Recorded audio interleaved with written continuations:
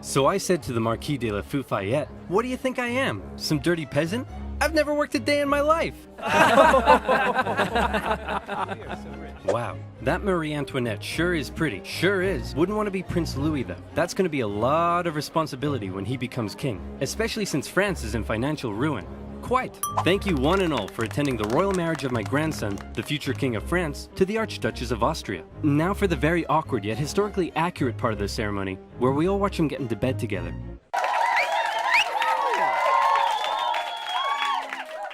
Alright, now that's out of the way, let's leave the royal couple to it. You better give us an heir, you fat, ill-bred boy. Nighty-night. That's gonna be a lot of responsibility. France is in financial ruin. You fat, ill-bred boy. Quite. That's gonna be a lot of responsibility. France is in financial ruin. You fat, ill-bred boy. That's gonna be a lot of responsibility.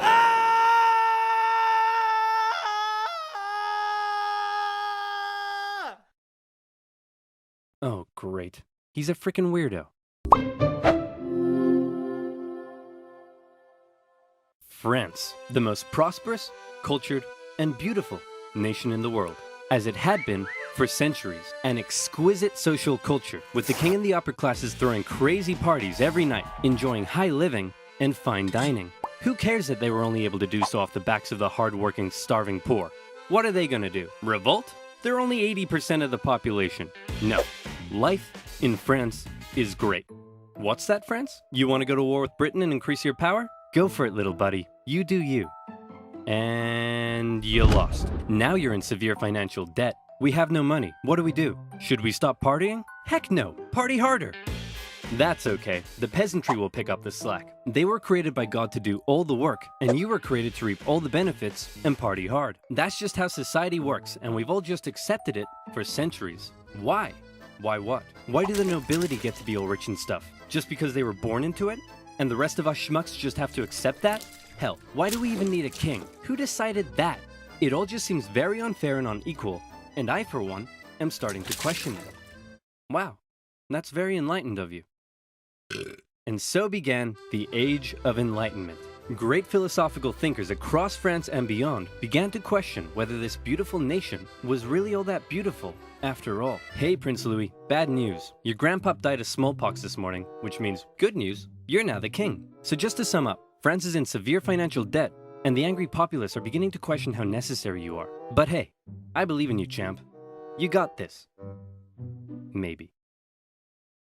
Oh no! Prince Louis Capet became King Louis XVI in May 1774. He was a notoriously weak man, and he knew it. He barely had the wisdom to rule a nation, never mind one in crisis, and he was easily manipulated by those around him. One of his first acts was to try to get revenge on the British by financing their American colony's revolution. Hey, we're an independent nation now. That was real swell of you, Louis. Couldn't have done it without you. Glad I could help. So hey, about all that money we lent you, when can we get that back? Yep, you're a great guy.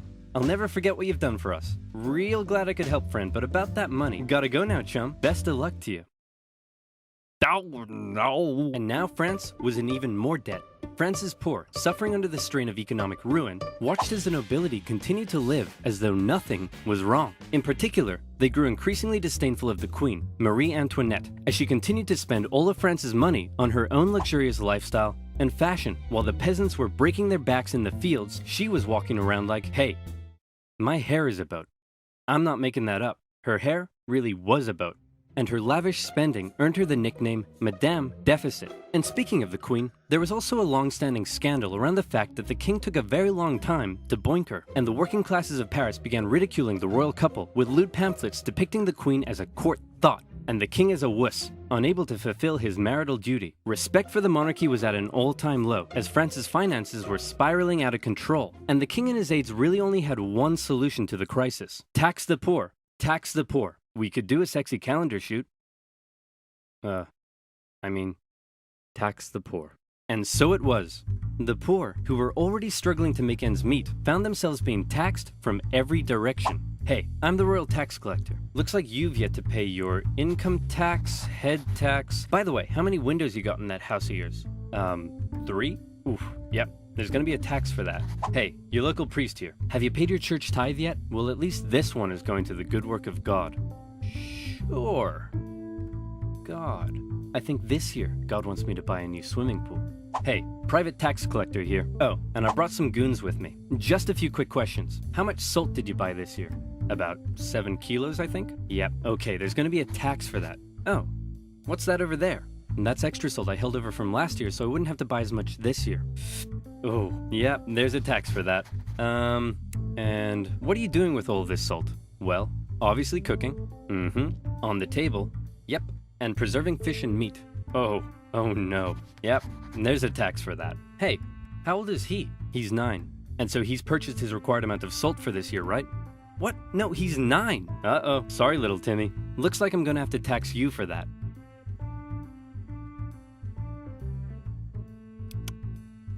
Yep, salty. There's gonna be a tax for that. And that's not all. A huge portion of the peasants' harvest had to be given up. And there was also the labor tax, where peasants were required to work a certain number of days for their local lord without pay. Obviously, people weren't too happy with these taxation policies, and the aggressive nature of these private tax farmers sometimes even escalated to violence. In particular though, the people really hated how inconsistent the taxation rules were across the nation, and also the fact that the first 2 estates often had to pay very little, if any tax at all. And so, the anger continued to grow. France had a population that was just about ready to explode. What could push them over the edge? How about a touch of natural disaster? A series of harsh summers and winters left the peasants' harvests in ruin, meaning they had no food or money, and the cost of bread skyrocketed. Of course, the upper classes had massive stocks of grain and wheat, so they were virtually untouched by this new crisis. But now the poor really were starving, and they began to riot. Women took to the streets. Bakeries were raided, and bakers suspected of keeping bread for themselves were sometimes even hanged.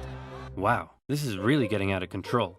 Your Majesty, we need some decisive action. You need to step up and lead us. What will you do? Okay, I've got this. I know. I'll summon the Estates General, and they'll decide what to do.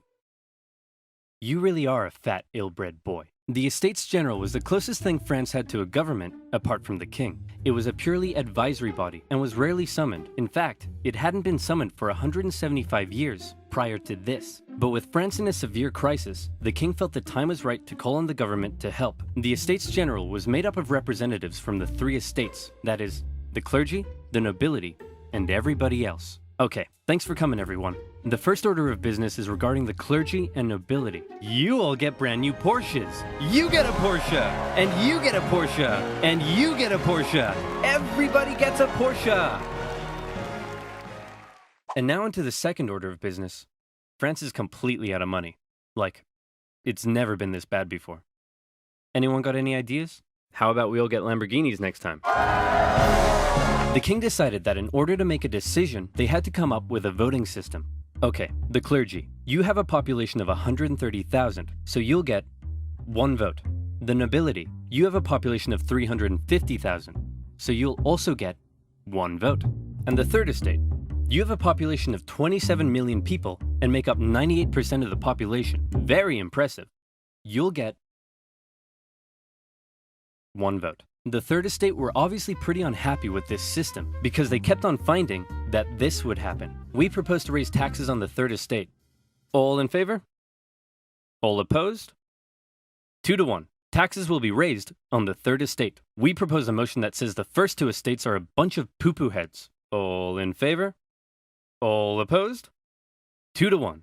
It's official. We are not poo-poo heads. The third estate realized that any attempt at reform would be outvoted by the 2 upper estates, and they thought that was kind of lame. So they decided that since they were 98% of the population, they could go off to form their own government, make their own laws, and take over the running of the country. And so, the National Assembly was born. The third estate was now in control, and there was nothing the king could do to stop. Haha! I've locked you all out of your building. What are you gonna do about it? We'll probably go find a different building that isn't locked.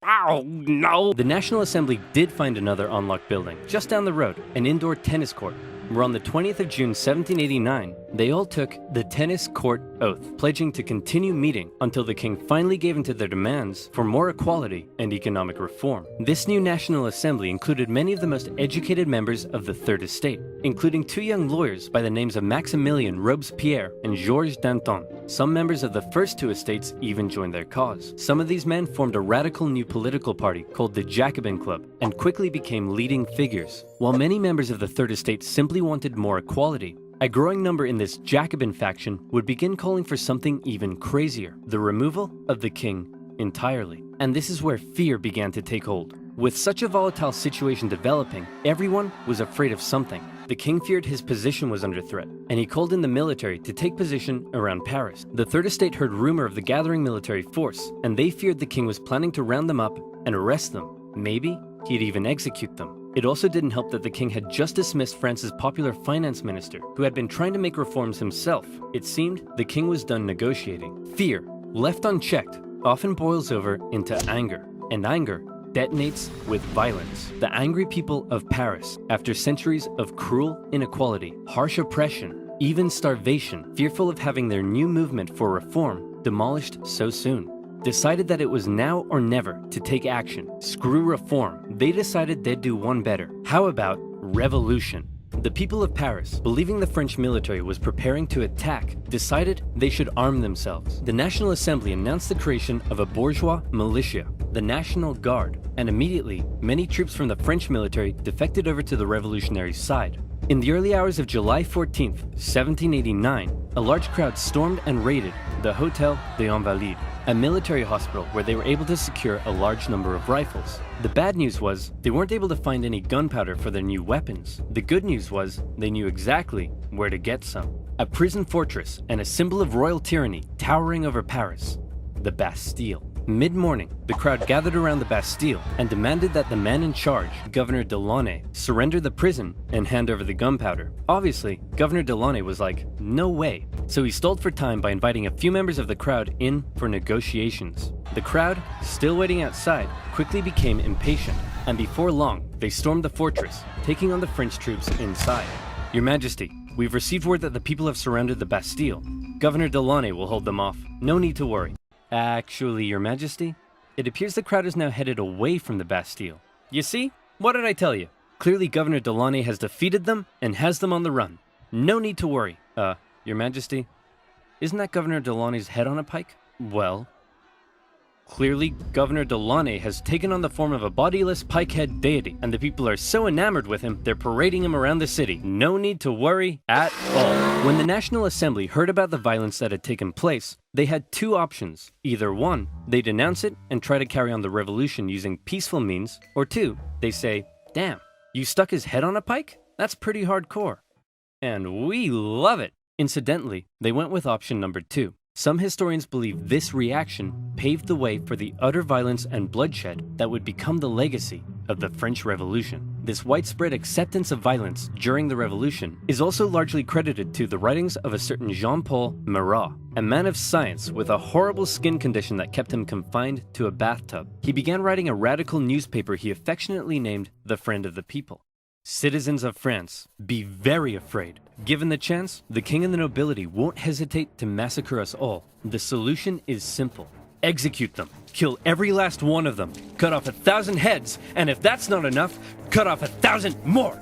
Oh, hey Mr. Squeaky, what are you doing down there? You're so cute. Aw, I love you too, Mr. Squeaky. Mwah. Now where was I? Oh yeah.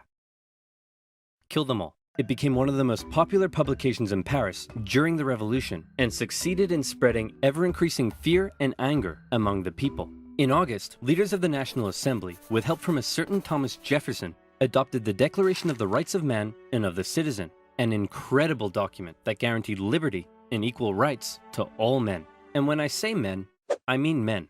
Despite its glaring shortcomings in gender equality, the massively influential declaration would go on to inspire the struggle for liberty and equality across the planet for centuries. However, back in France, the vast majority of the people weren't really so concerned with enlightened ideas of equality as much as they were concerned with the fact that they were still starving. Bread was still expensive as hell and hard to come by. The people felt that one reason nothing had been done yet about the crisis was because the king simply couldn't see the problem. He lived in Versailles, a full 20 kilometers southwest of Paris, and as a result, lived in comfort, separated from his dirty, stinking subjects. On October 5th, a crowd of women, 7,000 strong, decided they'd do something unprecedented. They decided they'd remove that separation and confront the king directly. The women marched all the way to the king's palace in Versailles. Along the way, the crowd continued to grow into the tens of thousands, and when they arrived, they demanded an audience with the king.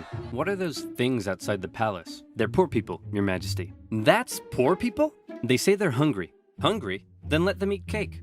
Wow.